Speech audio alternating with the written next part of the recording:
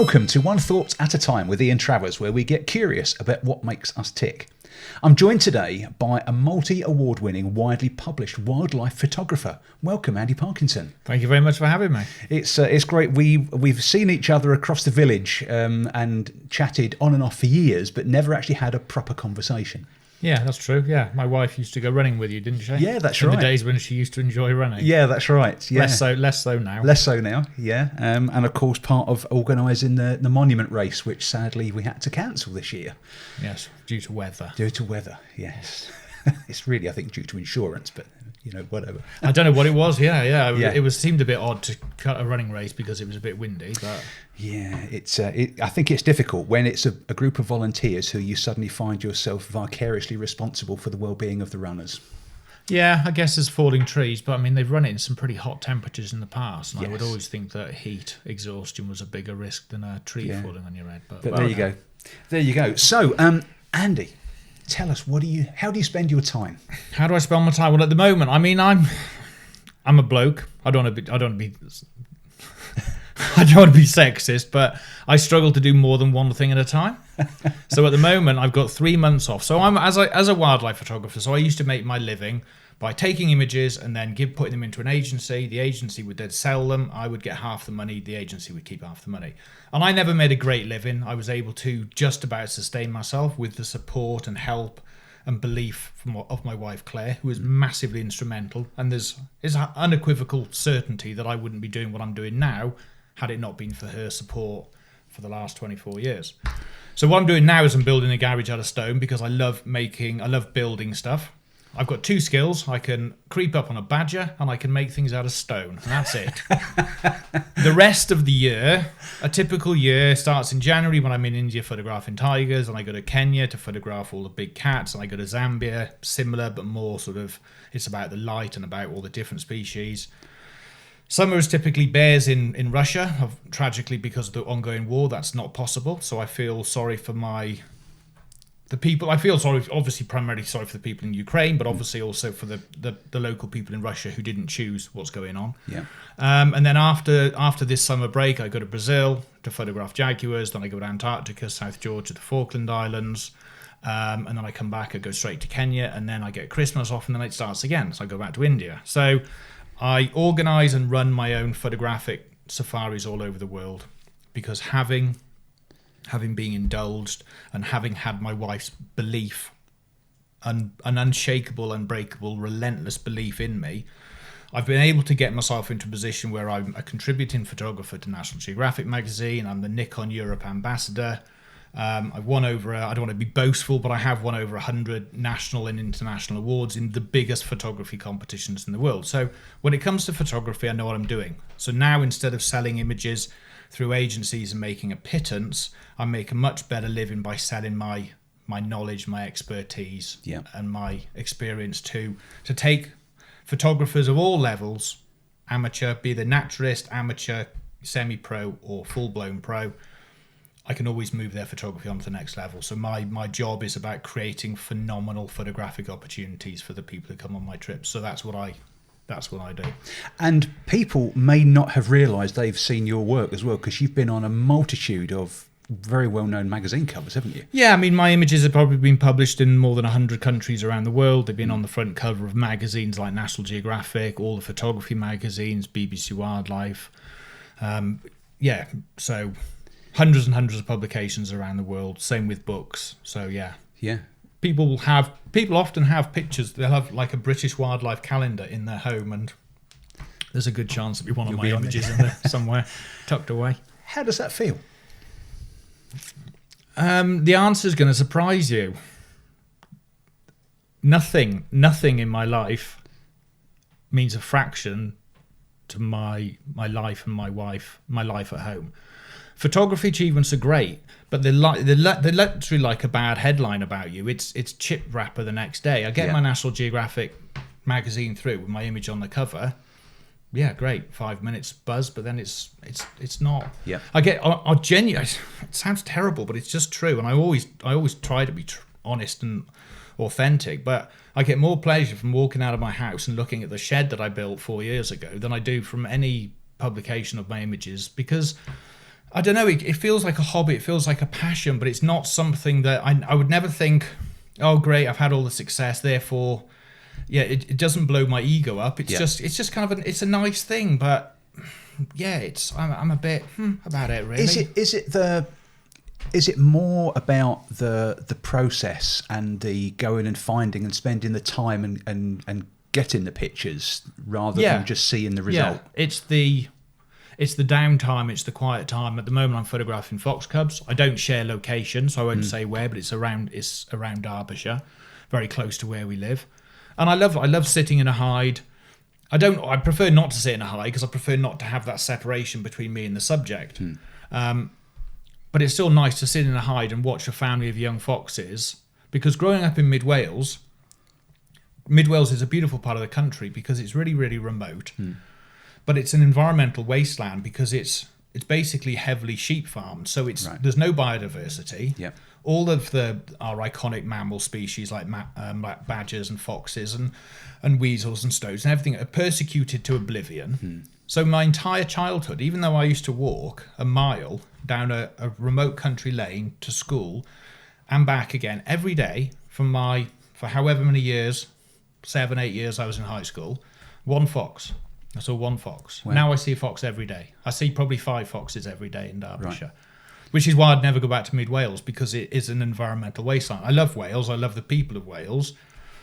But there's an environmental catastrophe going on that I don't want any part of. And it's just heartbreaking. So, yeah, for me, the buzz is the time spent quietly in nature, watching things unfold, seeing the obvious similarities between us and every other mammal, every other bird, every other creature that's on Earth. Because it's one of the frustrations I have is that humans are relentlessly arrogant about our own importance. So we think that we're here, and all the other wildlife, all the other creatures on Earth are below us. Subservient. That we are the dominant species. Therefore, we have this right, this entitlement to treat them how we want.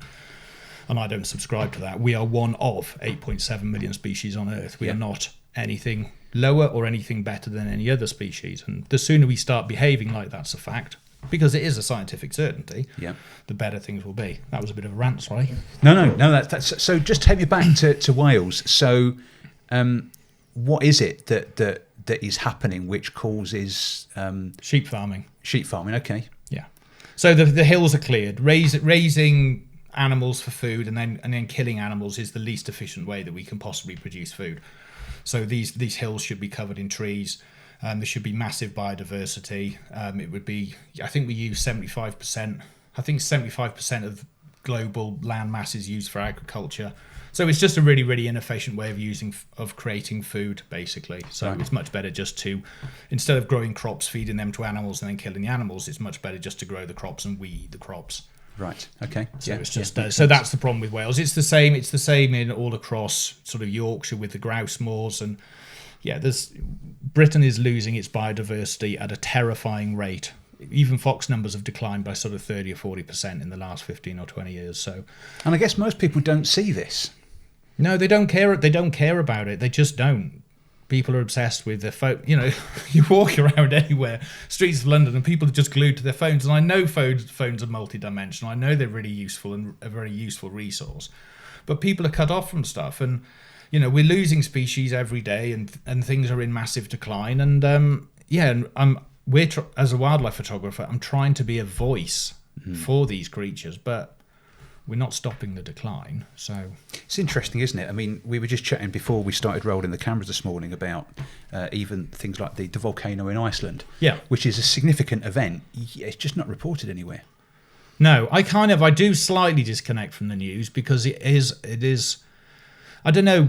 During COVID and when Trump was in power in America, I have a real sort of morbid curiosity with America and with American politics, because as catastrophic as he was and as inept and corrupt and morally bankrupt and as despicable as he undoubtedly was, the news was very entertaining because you just thought, what new ridiculousness is this imbecile going to come out with? But now I don't know.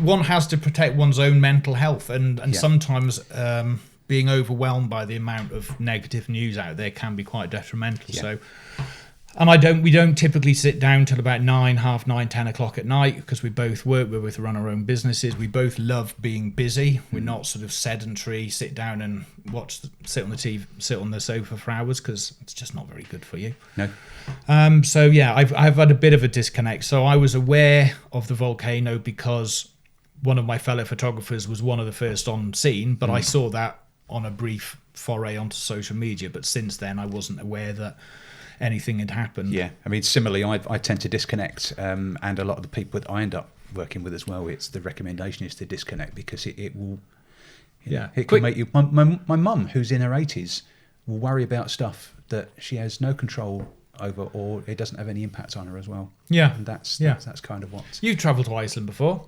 Quick question for you. What was the name of the other volcano that erupted a few years ago? Oh, you're going to ask me to pronounce an Icelandic name. That's yeah. I don't know. I've got no idea myself. I just know it's near. I could point to it on the map. Yeah, nigh on impossible to say. Yeah. Well, just write it down for me. Yeah. Let's see how close you can get to the spelling. FJ. Yeah.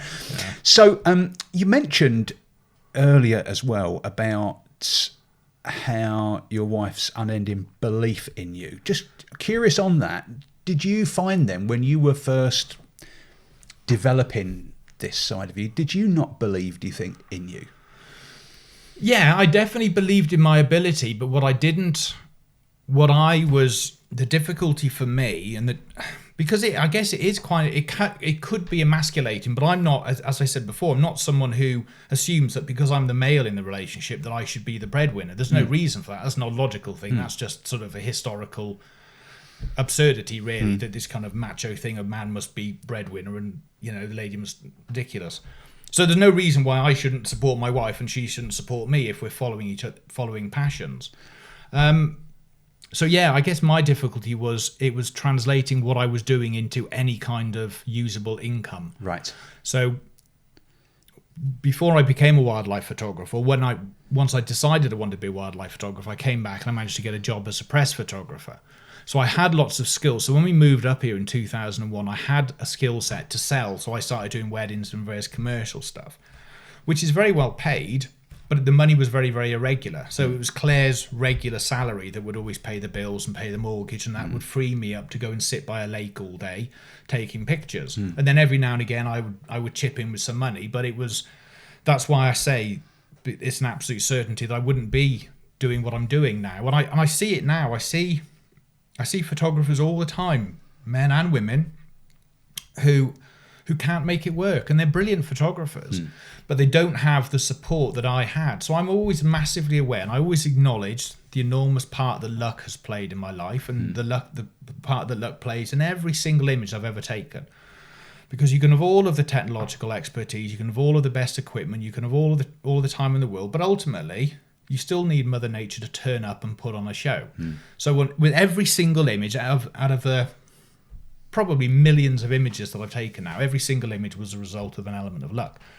And it's the same with Claire. So yes, she just never ever, not once in our entire time did she ever say, you're not earning enough money, you need to get a proper job, you need to do that, you need to do that. There was never any emasculation. It was always just like, it's fine, just keep going, you're fine, it's all good.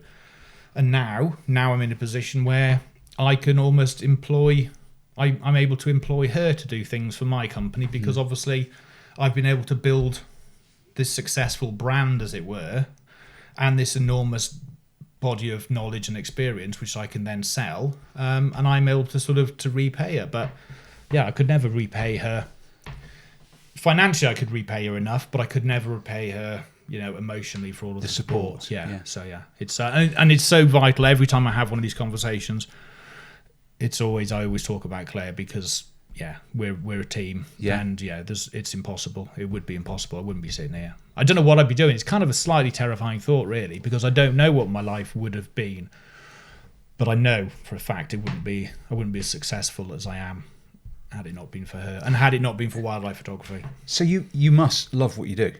I do love what I do. There's aspects of it. It doesn't matter. I think no matter how much you love your job, there's aspects of it that you hate. And for me, the biggest heartbreak is saying goodbye to my wife and my dog, getting in the car and driving to Heathrow. Yeah. As soon as I say that goodbye, it's better Yeah. Because then I'm just in the car and I'm going. I don't like Heathrow. I don't like being in Heathrow. And the ridiculous thing is, I go to places where people pay an absolute fortune.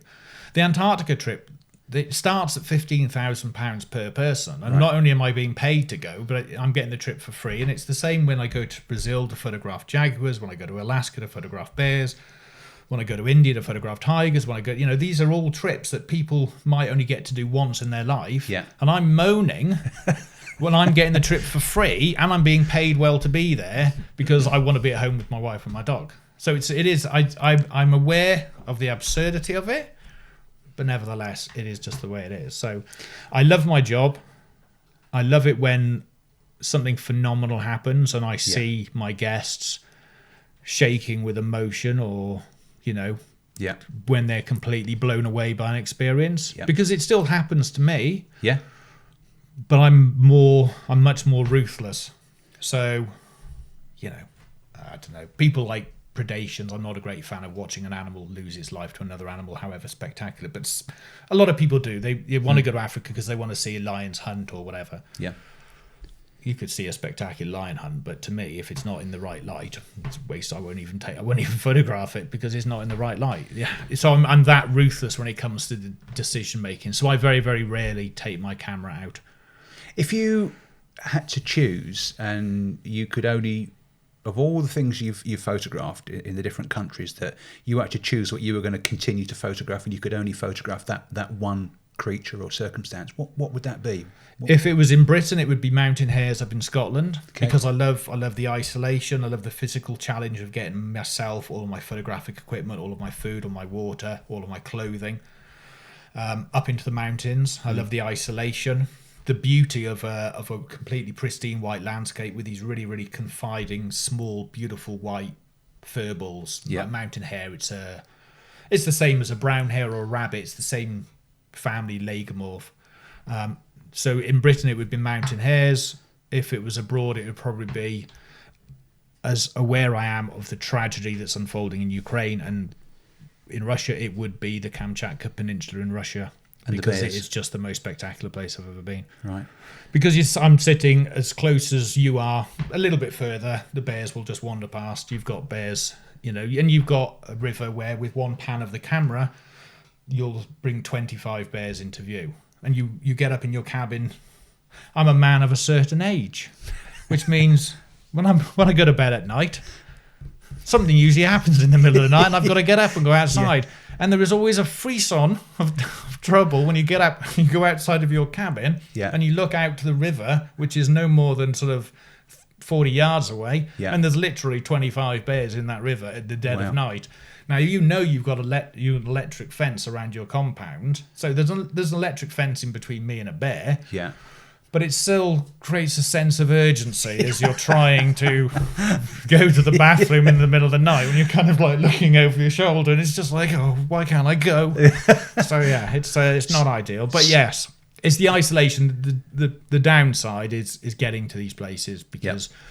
We travel in these old Russian military helicopters called Mi-8s. Right. And they are a little bit terrifying. The flight's only like an hour and a half. Yeah. And I just try and go into a meditative state where I'm literally just, please, just land. As long as I can hear the engine, just as long as, But every now and again, you'll get something like a bird strike, and all of a sudden, all the windows will be covered in blood, and it's just like, oh, God. Oh, why do I have to do this? But then you land, and it's like...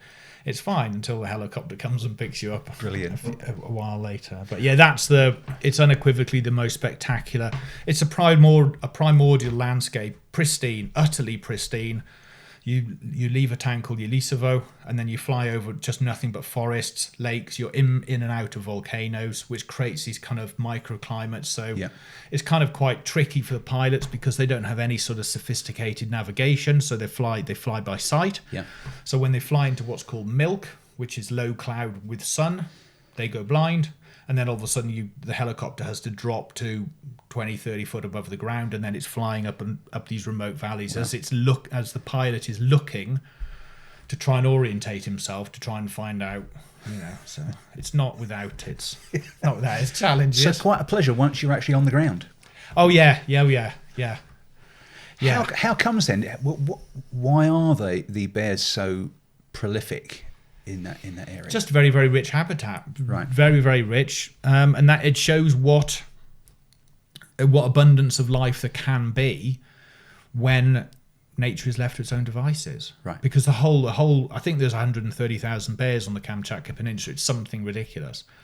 And this is what the numbers should be. India used to be filled with tigers. Our own country used to have bears, it used to have wolves, it used to have lynx, it used to have beavers. Right. These are icons of our countryside. They need to be here for our ecosystems to function effectively. This is why we've got a problem with red deer. Red deer are decimating the countryside in Scotland. And whilst I'm an absolute passionate advocate for animals, there's nothing you can do. You have to cull the deer because you either sit back and watch total environmental devastation occur because of the overabundance of one species, or you need the Scottish government to grow some courage and some strength and to do the right thing and to think, let's reintroduce lynx, wolves and bears. Right, so because you've got this balances it. Well, absolutely, yeah. Use Yellowstone ecosystem in America as a classic example of all the benefits that happen when wolves are reintroduced, because it makes all the large grazers, it keeps them on the move. They filter out the old and the weak, so the population of the deer gets smaller, but it gets healthier. They're always on the move, so land is allowed to regenerate. Yeah, no negatives, just positives. It's interesting. It was a couple of years ago now. I was actually in Scotland and I was chatting to a guy who was involved in deer up there, and I was horrified. It was on an estate up there, which was a big estate, and it was the figures he was talking about, that they have to cull 120 or something like 120 deer a year because of the size. I would have thought it'd be a hell of a lot more. If it's a big estate, it'll be thousands. Yeah, and it's horrifying, but they shoot pregnant females, 2 for 1. Yeah, that's the reality of it. It's the reality of This is one of the many issues that we've been confronted with. But given that the Scottish government and the government of Britain has argued for X amount of years about something as trivial as the reintroduction of beavers, lynx will be next. I won't see wolves and bears in my lifetime. Right. But I know with absolute certainty they will be reintroduced. Just that I know a lot of things that will happen in Britain. Our policy regarding drugs will change, because it will change, because we know exactly what we have the answers to absolutely everything, but we have an elected government that chooses to listen instead to the right-wing tabloid media and makes policy decisions based on that, rather than doing what it knows we need to do, which is not look for new oil fields in the North Sea, not open up coal mines in Cumbria. It's invest in renewables. Yeah. But what are they doing? They're looking for new oil fields in. Well, we could speak for ages on then the fact that everything has to be completed in 4 years as well, doesn't it? Absolutely, yes. So the next thing I'm curious about, because we could talk forever on what you do now, but I guess I'm really interested in how did you get to do what you do now? My uncle is the 2-word answer. So my father was absent when I was growing up. He left when I was 6 months old. So in the absence of a kind of a paternal figure in my life, my uncle, who was a pharmacist, who's just retired, he's always been a pharmacist, but at that time he used to spend 6 months of the year in Africa, and then he'd come home and he'd work in the pharmacy for 6 months. And the people who owned the pharmacy, when he was working the pharmacy, they would be cruising the Mediterranean on the yacht. So they had this lovely sort of reciprocal relationship. So this sort of travelling uncle of mine, who was a semi-professional wildlife photographer, used to come back from Africa every 6 months in the sort of 70s and 80s and do these slideshows. So I had this kind of, as a young impressionable child, I had this kind of awe and this wonderment at all these fantastic creatures, all these phenomenal places I wanted to sort of go and see and visit one day. And I think by watching them with my developing mind, it imprinted in me the ability to compose an image. So even when I went to my first big trip with my uncle was when I was 24, and I only had a very basic sort of very, very basic camera, Minolta X300 and a 28-210 Vividar lens.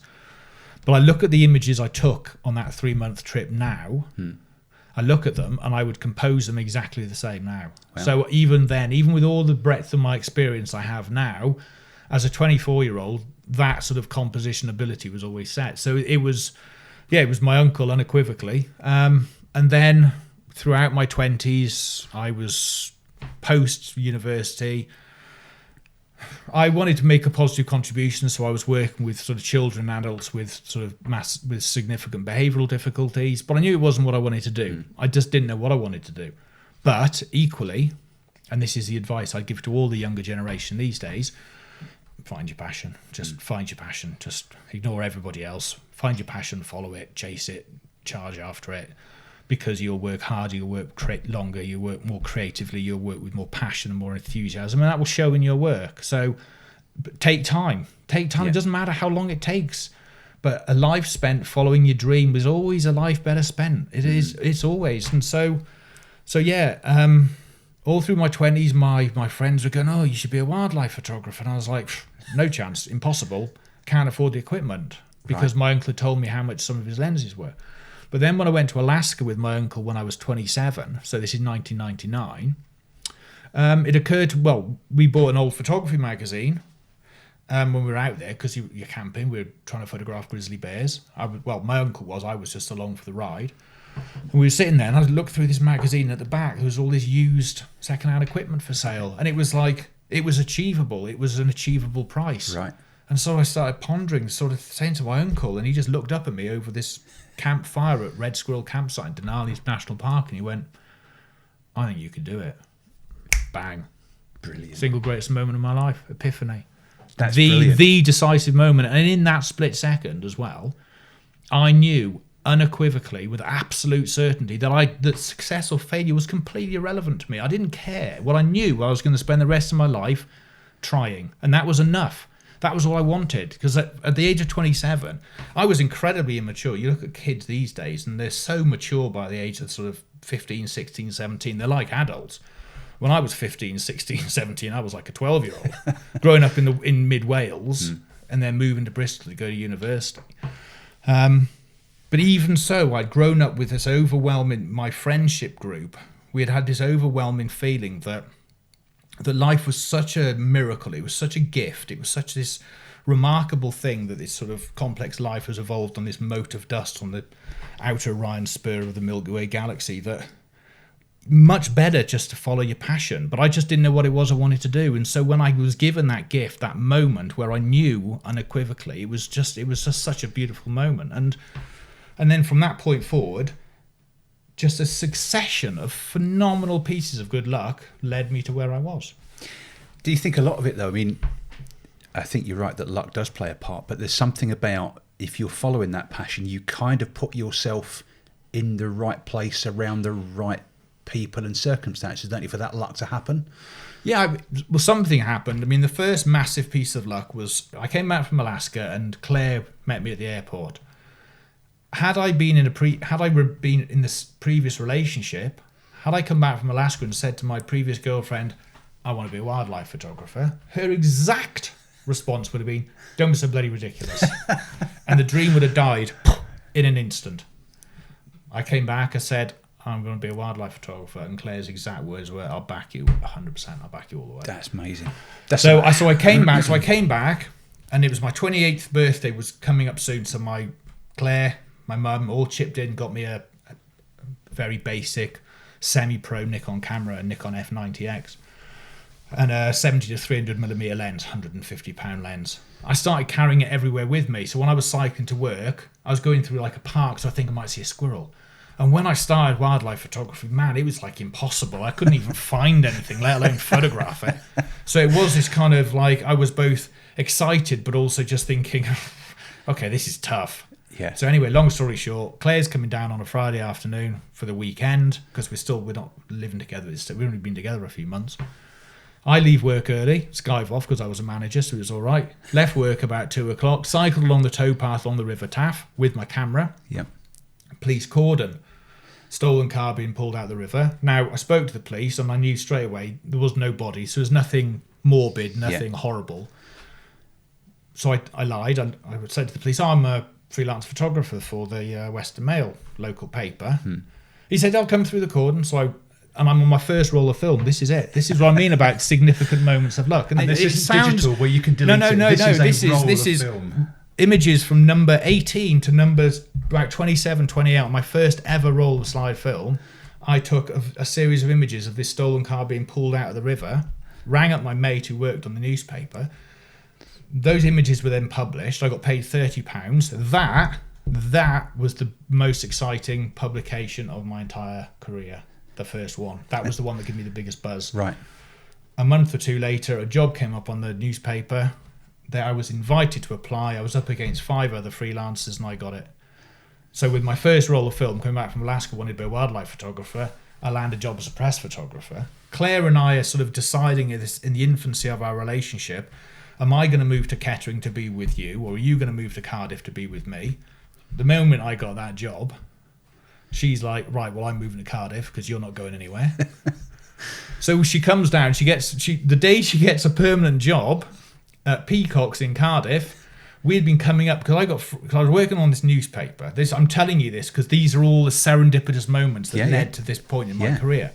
So so basically I get free petrol when I'm working on this newspaper. So every weekend, because Claire's living in Cardiff with me and she's obviously a bit homesick, and she's got this really close relationship with her mum and dad. So every single weekend I'm filling up the tank on a Friday on the Western Mails from their own personal fuel tank and driving up to Derbyshire. And there was a guy who ran the Cliff Inn called Roy Calladine. Right. Roy Calladine, again, massively important to my career. Roy and his wife Beryl ran the Cliff Inn because at the end of every night, he would take all the leftover food from the chips and all the stuff that they'd serve. He'd take it out onto the lay-by outside the cliff, lob it over the wall, and you'd go there, and I'd go out quietly with him, and you'd shine a torch over the wall. No word of a lie. There'd be like 15, 18 badgers, and the fence, the hedge would be filled with fox eyes, and then all the foxes would come out. So you'd see 15 foxes, 15 badgers. It's amazing. So every weekend I'm coming up, and I'm thinking, I want to be a wildlife photographer. Literally the day Claire got she came back, she said, I've been made permanent at Peacock's. And we were like, great. I said, do you want to move to Christchurch? And she was like, yes. So that was it. So then a friend of ours, because obviously we've got jobs in Cardiff and we're buying a house in Christchurch. So a friend of ours managed to sort out a mortgage, and we bought a house on Bounds Hill for £47,000. Yeah. We looked at a house in Holloway that was $60,000. We couldn't afford it. The only reason we were able to buy a house is because Bounds Hill was £47,000. We bought the house, we moved up here, house prices went through the roof. Had we not bought when we did, we'd never have done it. So there's all these things that just wouldn't, and this has just carried on. This has just carried on throughout my entire career. I am one of those people, if they ever put anything on my gravestone, it'd be like, if he didn't have good luck, he'd have no luck at all.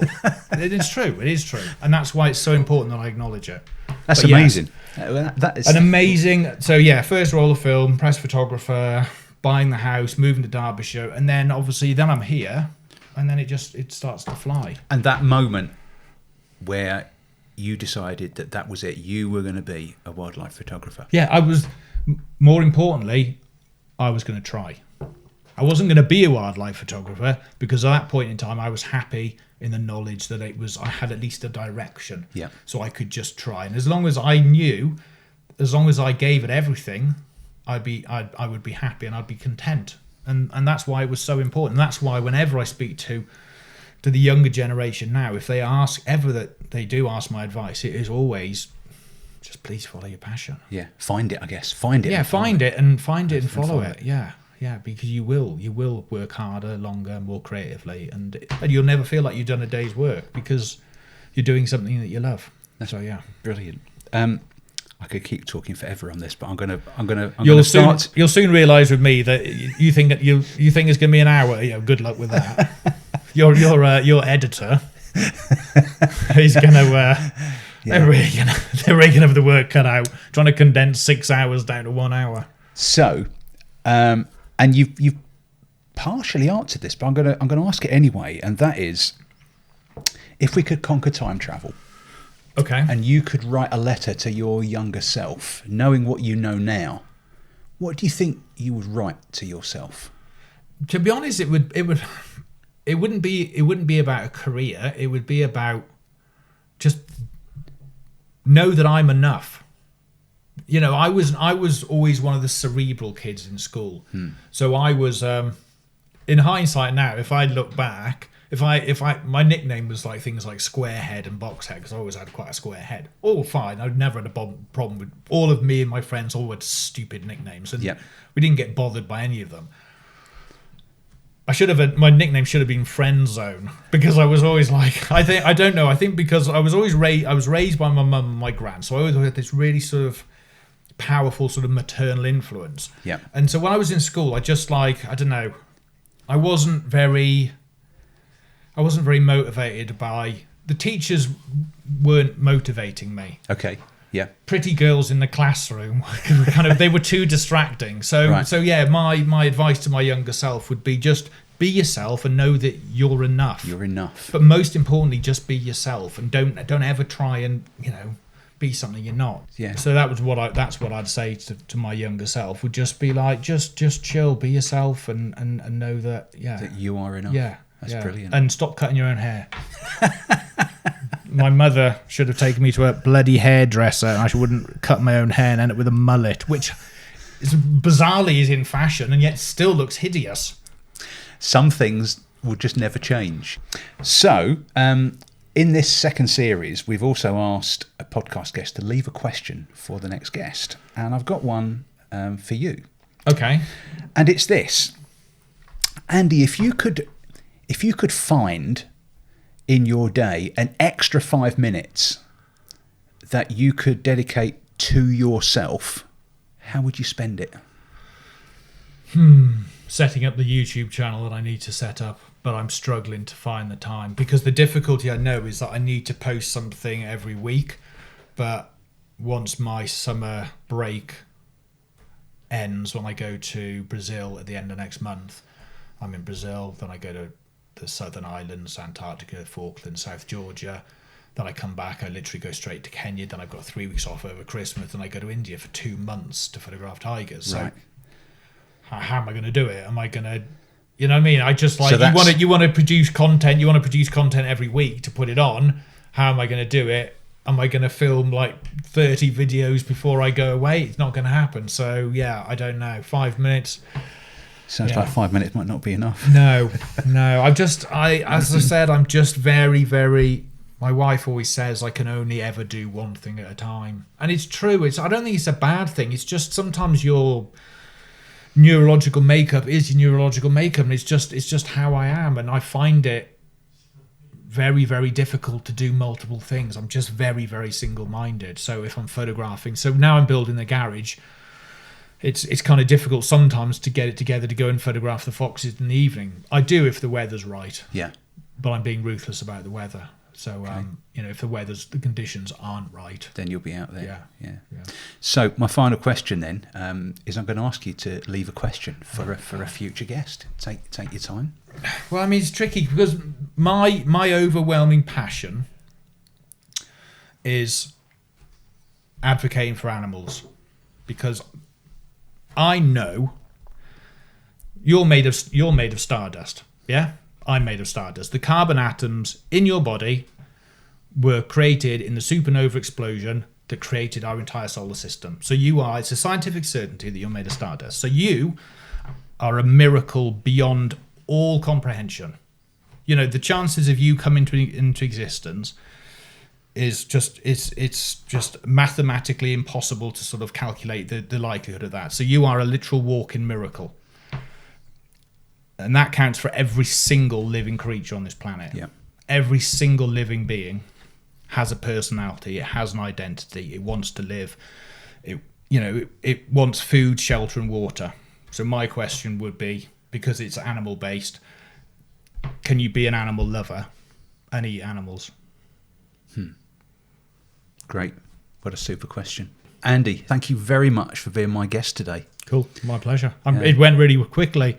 I think you asked me about one question, which is not untypical for me. I told you I went from segue to segue to segue. No, it's beautiful. It's a great conversation. Thank you ever so much for sharing your story with us. And we'll have to do it another 10 times, and that way we can at least cover a small amount of ground Fantastic. Cool, Andy, pleasure. thanks very much. My pleasure.